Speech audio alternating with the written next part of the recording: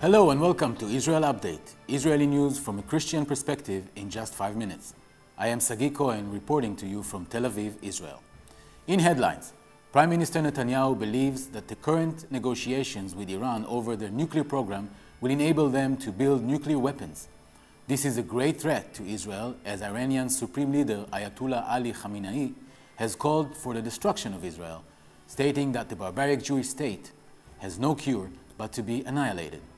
Prime Minister Netanyahu was invited by Republican Speaker of the House, John Boehner, and addressed Congress on the nuclear negotiations with Iran on March 3rd. There had been much debate in Israel about whether Netanyahu should have accepted the invitation. The Speaker of the House had not informed the White House before inviting Prime Minister Netanyahu. The White House stated in a press release that it was a departure from diplomatic protocol. In response, Boehner said that Congress could make this decision on its own. President Obama did not attend the speech or meet with Netanyahu during his trip to America.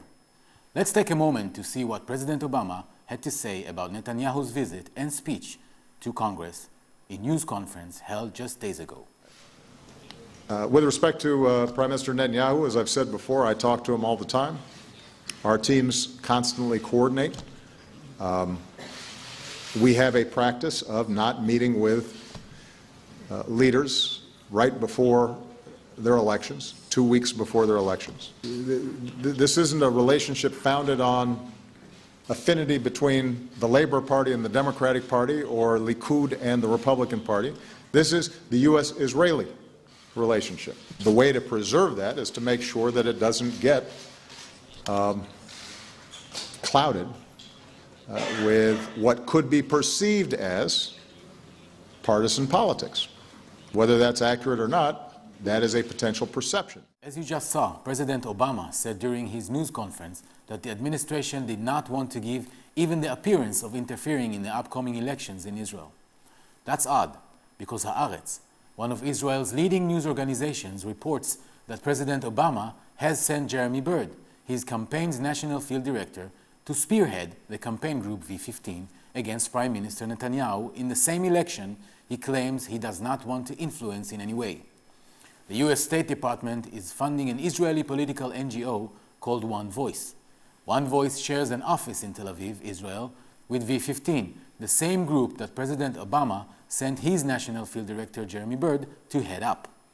One Voice's website lists several Israeli politicians from the Labor Party who are the opposition of Prime Minister Netanyahu, among its honorary board of advisors, including 2 candidates for the 20th Knesset, Dani Attar and Yoel Chasson, as well as former Labor Party members Colette Avital and Ephraim Sneh.